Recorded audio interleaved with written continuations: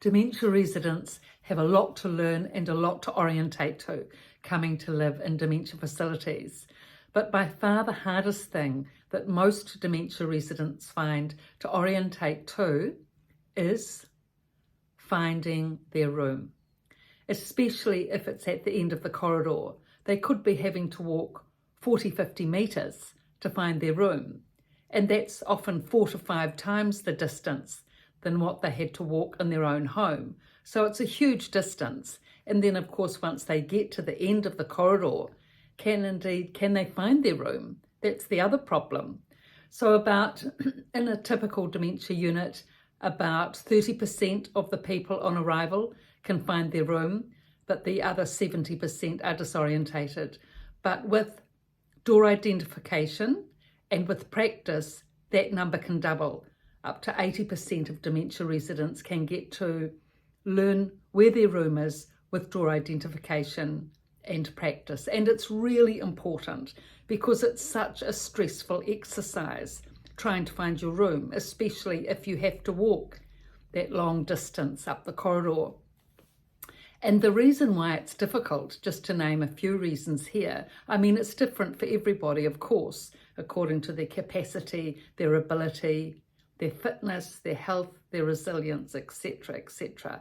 But the typical problems are that if a resident is about to walk up the corridor, that long distance to their room, they may think, well, am I going to make it? Such a long distance. Am I going to make it to the end of the corridor? You know, especially if they're breathless.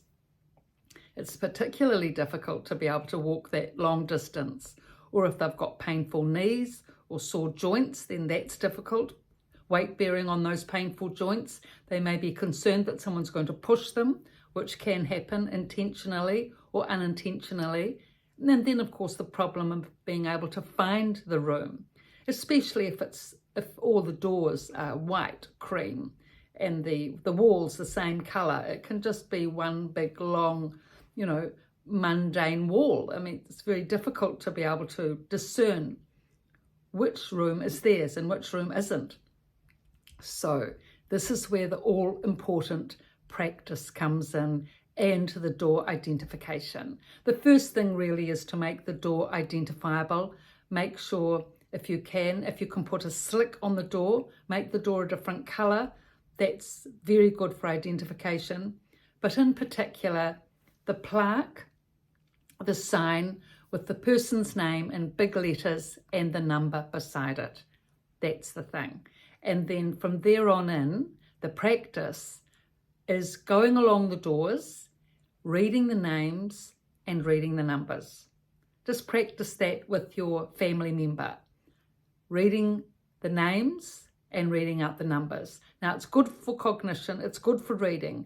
If the person has a lot of difficulty reading and they're finding it too stressful to be able to read their name, but they're good with numbers, then just focus on the numbers. If they know, for example, that their room is 180, then just count the numbers along with the rooms until they find their room.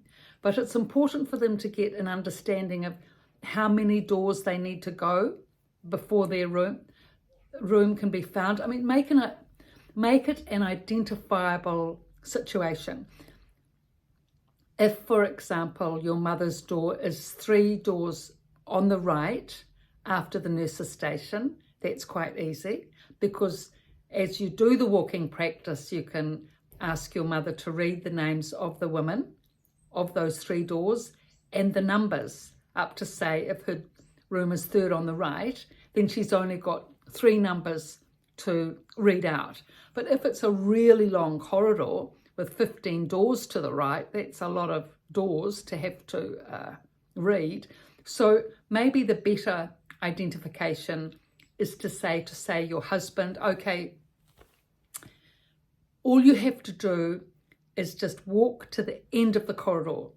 And fortuitously, if his door is right at the end of the corridor, that's all he has to remember. Just walk right to the end of the corridor, look at door height, and there's your name and the number of the door. That's a really great way. Otherwise, if they have to walk to the end of the corridor and then left, and it's second on the right after the end of the corridor. That's another bit of practice. So you're walking all the way along the corridor, getting to the end of the corridor, then you say, okay, now we're turning left. Now I want you to read the doors now, and ask them to read out the name and number on the doors. It is important because reading out the name and reading out the numbers develops cognition. Actually, residents enjoy doing this as an exercise or practice. Excuse me. You'll often see them walk along the corridor, reading out their names and reading out the numbers. It's good for cognition, it's good for orientation, it's good for getting to know there's so many other people in this place, maybe getting to know their names, etc., etc. So you've got your husband at the end of the corridor. Okay, dear, we've done well. Now I want you to read. We're turning to the left now. Your room's near here. So I want you to read the names and the numbers on the door on the right-hand side where we're walking as we go along. So he reads the next two doors, the next two lot of numbers, and then the third one, his name and the number he recognizes, and then you can go in. Now, this takes encouragement, it takes patience, it takes practice, and do it as a fun activity, not something that's arduous.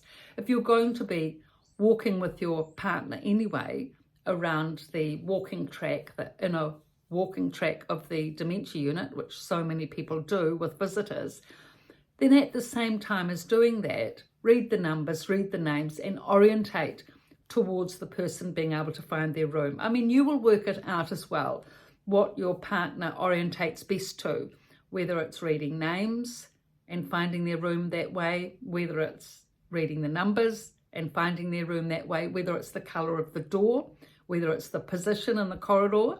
You know, some people will be more disorientated than others. Some people will need more practice than others.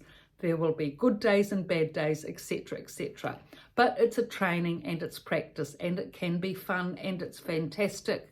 When the person finds their room, it is a eureka moment, something to be celebrated. So give lots of encouragement for that, because encouragement gives courage and gives stamina and gives, you know, enthusiasm. Encouragement is so good for enthusiasm, and enthusiasm needs to be part of this, because there's so much to learn and orientate too, unless you can be enthusiastic about, you know, learning up on how to upskill on all these things. You know, it's tedious unless you've got that energy and enthusiasm. But if you have, it's just like anything. I mean, it's like a sport in a way. When you learn to play netball or soccer, it's exciting when you get a goal. So with finding the doors, the same thing. When you can find your door, it's a very good goal. So as much as you can, help your relative with this door identification, for them to learn to orientate, to find their room. So important. Then they're independent to be able to, you know, lie down and have a rest, to be able to go and sit in their chair and look out the window if they're stressed, to be able to go to the bathroom when they need to, etc., etc. But if they can't find their room, they're really at the mercy of others telling them where their room is, and it's highly, highly stressful. But when they can find their room, this goes a long way for them to be able to orientate to and accept and adjust to being in a dementia unit. They now understand the layout.